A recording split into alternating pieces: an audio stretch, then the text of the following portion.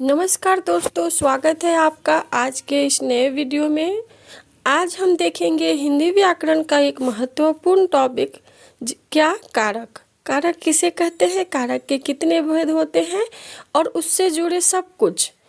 Short trick भी देखेंगे कि आप शॉर्ट ट्रिक से कैसे याद रख सकते हैं।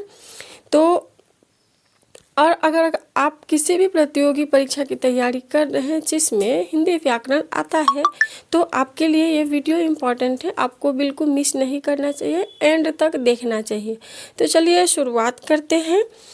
कारक किसे कहते हैं, तो संज्ञा या सर्वनाम का वाक्यों में क्रिया या अन्य शब्दों के साथ जो संबंध होता है उसे कारक कहते हैं। देखिए, कोई भी शब्द जो है वो कैसे बनता है, उसके बीच में कोई संबंध होता है तब जाके शब्द एक लाइन बनता है, एक वाक्य बनता है, तो उसी को क्या कहते हैं, कारक कहते हैं। अब यहाँ पे एक उदाहरण देखेंगे कि राम ने कलम से पत्र पर लिखा। ठीक है, तो इस वाक्य में राम क्या कर रहा है, कलम से पत्र पर लिख रहा है। तो राम, कलम और पत्र का क्रिया लिखा से अलग अलग संबंध है जिसे कारक कहते हैं।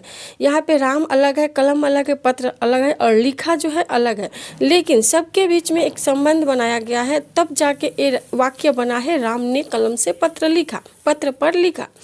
तो इसे क्या कहेंगे, कारक कहेंगे। अब नेक्स्ट, हिंदी व्याकरण में कारक के 8 भेद होते हैं। कौन कौन से होते हैं, कर्ता कारक, कर्म कारक, करण कारक, संप्रदान कारक, अपादान कारक, संबंध कारक, अधिकरण कारक और संबोधन कारक। ये क्वेश्चन भी एक यूपीएससी प्रीलिम्स में आया था कि कारक के कितने भेद होते हैं, तो 8 भेद होते हैं, इसलिए ये क्वेश्चन भी महत्वपूर्ण है। चलिए अब एक एक करके सभी कारक के बारे में देखेंगे। पहला है कर्ता कारक। तो वाक्य में जो कार्य करता है या जो क्रिया का करने वाला होता है उसे क्या कहते हैं, कर्ता कारक कहते हैं। चिन्ह आप कैसे पहचान पाएंगे कि वाक्य ये कौन से कारक का वाक्य है, क्योंकि अक्सर ऐसा ही होता है, एक लाइन दिया होता है उसमें से पूछता है कि ये किस कारक का वाक्य है। ठीक है, तो आपको क्या करना पड़ेगा, उस चिन्ह को याद रखना पड़ेगा। तो यहाँ पे देखिए, ने जो शब्द है उसका यूज होता है, लेकिन नेसेसरी यानी कि जरूरी नहीं कि हर वाक्य में आपको ने दिखे ही। ठीक है, नहीं भी दिखेगा फिर भी वो कर्ता कारक हो सकता है। कर्ता मतलब काम करने वाला, क्रिया करने वाला, इतना याद रखना है। तो यहाँ पे एक उदाहरण है, राम ने भोजन किया। तो राम क्या करता है, कार्य करने वाला व्यक्ति है, करता है। तो अब शॉर्ट ट्रिक में आप कैसे याद रखेंगे, जो काम करे वही कर्ता कहलाए। आप सिर्फ एक ही लाइन याद रखेंगे तो आपको कारक हमेशा के लिए याद रह जाएगा, जो काम करे वो कर्ता कारक कहलाए। ठीक है, अब देखेंगे कर्म कारक। तो कर्म कारक किसे कहते हैं, वाक्य में जिस व्यक्ति, वस्तु या स्थान पर क्रिया यानी काम का प्रभाव पड़ता है उसे कर्म कारक कहते हैं। इसमें मुख्य विभक्ति चिन्ह क्या होता है, तो को। देखिए, कर्ता में क्या था, ने, कर्म में क्या है, को। कुछ वाक्यों में जरूरी नहीं कि को हो ही, नहीं भी होता है, लेकिन यहाँ पे कर्म कौन सा हो रहा है वो महत्वपूर्ण है। तो राम ने सीता को बुलाया। तो सीता को कर्म कारक, जिस पर क्रिया का प्रभाव पड़ा है। अब शॉर्ट ट्रिक से आप कैसे याद रखेंगे, जिस पर काम का असर पड़े वही कर्म कारक कहलाए। ठीक है, देखिए ये लाइन आपके लिए इम्पोर्टेंट है। क्यों, देखिए, जो काम करे वो कर्ता कहलाए और उस काम का असर जिस पे पड़े वो कर्म कहलाए। अब देखिए, करण कारक, वाक्य में जिस साधन, उपकरण या माध्यम से कोई कार्य किया जाता है उसे करण कारक कहते हैं। इसमें मुख्य विभक्ति चिन्ह क्या है, से है, द्वारा है। ठीक है, से और द्वारा, इसको हाईलाइट करना हम भूल गए हैं। उदाहरण देखिए, राम कलम से लिखता है। तो आपको चिन्ह, विभक्ति चिन्ह दिखा ना, से, और यहाँ पे राम करता है। ठीक है, और कलम से लिखता है तो कलम क्या हो गया, करण कारक। अब ट्रिक से आप कैसे याद रखेंगे, जिससे काम किया जाए वही करण कारक कहलाए। अब देखिए, जो काम करे वो कर्ता कहलाए, जिस पर उसका असर पड़े, प्रभाव हो, वो कर्म कहलाए, कर्म कारक, और जिससे वो काम किया जाए वो करण कारक कहलाए। देखिए कितना इजी है।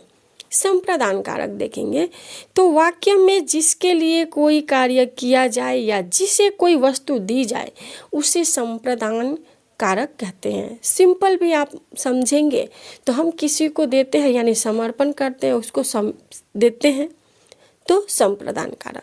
यहाँ पे यहाँ पे विभक्ति चिन्ह क्या है, को या के लिए। जब किसी को कुछ दिया जाए या किसी के लिए कुछ किया जाए तो वो संप्रदान कारक कहलाता है।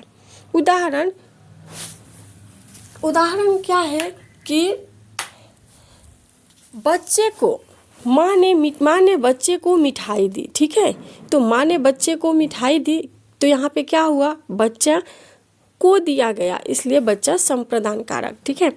अब देखिए शॉर्ट ट्रिक से कैसे याद रखेंगे कि जिसे कुछ दिया जाए या जिसके लिए काम किया जाए वही संप्रदान कारक कहलाए।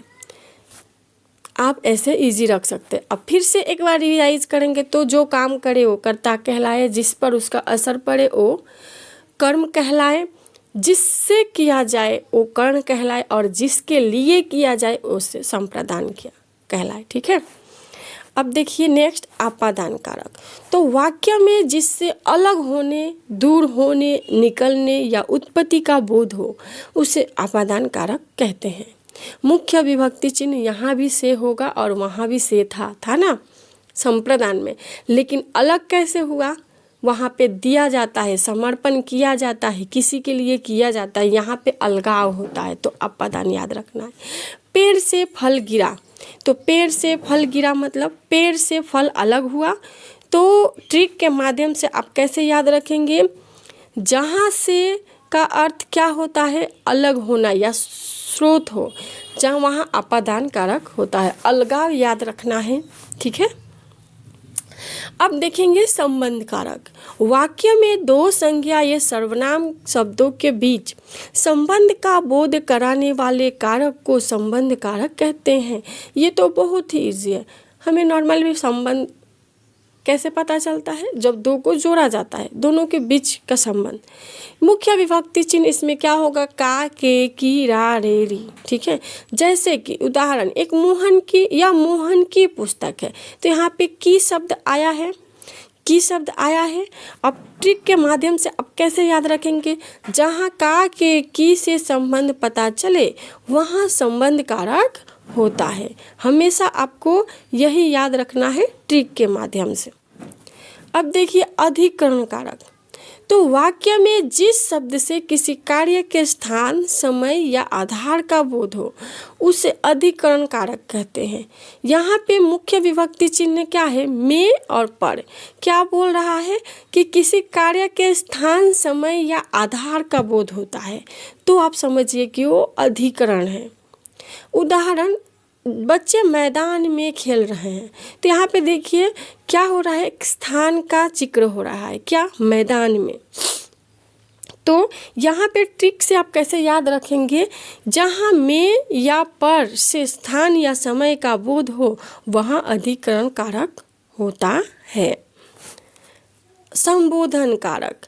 वाक्य में किसी व्यक्ति, वस्तु या समूह को पुकारने, बुलाने या संबोधित करने के लिए जिस कारक का प्रयोग किया जाता है उसे संबोधन कारक कहते हैं।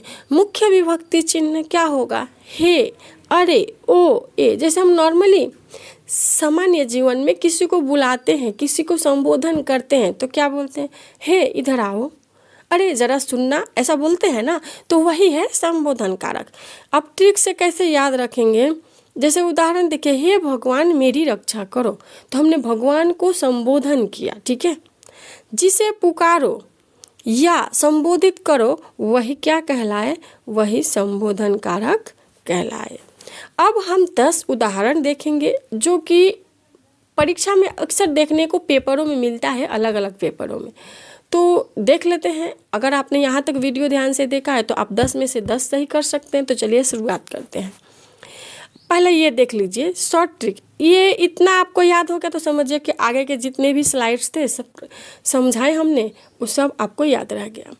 कर्ता कारक में क्या चिन्ह आता है? ने, यानी कार्य करने वाला। ठीक है। कर्म कारक में को आता है, जिस पर कार्य का प्रभाव पड़े उसे कर्म कारक कहलाए। करण कारक में से द्वारा आता है, जिससे कार्य किया जाए, यानी जिस साधन से कार्य किया जाए। संप्रदान यानी किसी के लिए काम किया जाता है तो जिसके लिए किया गया। आपादान यानी अलग होने या स्रोत होने का बोध हो। संबंध क्या? का, के, की, रा, रे, री, तो संबंध बताता है। अधिकरण यानी किसी स्थान का बोध हो या समय का बोध हो, जैसे कि टेबल पे, टेबल पर किताब है तो पर यहाँ पे है ना। संबोधन कारक, जब हम किसी को बुलाते हैं तो कैसे संबोधन करते हैं? हे, अरे, ओ, तरह सुनना, इसलिए ये संबोधन कारक हुआ। अब एक उदाहरण देखिए, राम ने फल खाया। इस वाक्य में राम क्या है? तो राम एक कर्ता है। ठीक है। अब देखिए कर्ता कारक में क्या चिन्ह आता है? तो ने आता है। एक सेकंड भी नहीं लगते हैं अगर आपने ध्यान से वीडियो देखा हो तो इसका उत्तर देने में। वह कलम से लिखता है। कलम से यानी जिस साधन से काम किया गया तो करण कारक कहलाए। कर्म कारक का चिन्ह क्या है? कर्म किया जाता है तो कर्ता ने कर्म को, इसलिए कर्म को चिन्ह आएगा। पेड़ से फल गिरा तो पेड़ से कौन सा कारक है? अलग हुआ है तो अपादान कारक। मैंने बच्चे को मिठाई दी, यहाँ पे बच्चे को मिठाई दी जा रही है, समर्पित की जा रही है तो संप्रदान कारक। राम का घर बड़ा है। राम का कौन सा कारक है? उसका घर बड़ा है, उसका संबंध बताया जा रहा है। ठीक है, उसके घर से। अधिकरण कारक का चिन्ह क्या है? अधिकरण मतलब किसी साधन या स्थान का बोध किया जा रहा है, ये उसमें आएगा में, पर। हे मित्र इधर आओ, यहाँ पे संबोधन किया जा रहा है मित्र को, तो क्या होगा? संबोधन कारक। हिंदी में कुल कितने कारक होते हैं? तो 8 कारक होते हैं। कौन कौन से? कर्ता ने कर्म को, करण से, संप्रदान के लिए आपादान, और संबंध कारक, और संबोधन कारक, और एक कौन सा हो जाएगा? आप लोग कमेंट में बताइए। चलिए अब एक क्वेश्चन आपके लिए है। माता ने बच्चे के लिए भोजन बनाया। ठीक है, तो बच्चे के लिए कौन सा कारक है? यहाँ पे बच्चे के लिए खाना बनाया है, यानी बच्चे को समर्पित करने वाले हैं। आप तो इशारा समझ गए होंगे, तो इसका उत्तर फटाफट कमेंट बॉक्स में लिखिए। और अगर आप किसी प्रतियोगी परीक्षा की तैयारी कर रहे हैं तो एक बार मेरे चैनल पर ज़रूर देखिए। वहाँ पे आपको सभी विषयों से संबंधित वीडियोस मिलेंगे जो सिंपल लैंग्वेज में है, जो आपको इजीली समझ में आ जाएंगे। और अगर आप हमारे चैनल पर नए हैं, हमारे वीडियो आपको पसंद आई तो एक लाइक करिए, अच्छा सा कमेंट करिए, चैनल को सब्सक्राइब करिए, दोस्तों के साथ शेयर करिए। मिलेंगे नेक्स्ट वीडियो में। Thank you.